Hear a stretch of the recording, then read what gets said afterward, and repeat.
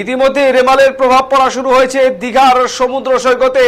চোখ রাখবো সেদিকে। ইতিমধ্যেই রেমালের প্রভাব কিন্তু পড়া শুরু হয়েছে দীঘার সমুদ্র সৈকতে। প্রচুর পর্যটক সকাল থেকে কিন্তু ভিড় করেছে দীঘার সমুদ্র সৈকতে।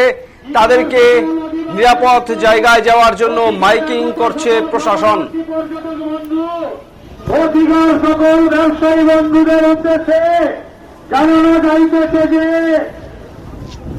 দীঘার বঙ্গোপসাগরে সৃষ্টি হওয়া ঘূর্ণিঝড়ের প্রভাবে দীঘার সমুদ্র যে কোনো সময় উত্তাল হতে পারে। তাই দীঘার অধিবাসীবৃন্দ ও দীঘায় আগত ভ্রমণার্থী পর্যটক বন্ধুদের কাছে প্রশাসনের তরফ থেকে বিনম্র অশান্তি নিষেধাজ্ঞা অফিসার সাথী মহকুমা সাগরে সৃষ্টি হওয়া ঘূর্ণিঝড়ের প্রভাবে দীঘার সমুদ্র যে কোনো সময় উত্তাল হতে পারে। তাই আপনাদের কাছে প্রশাসনের তরফ থেকে বিনম্র আবেদন,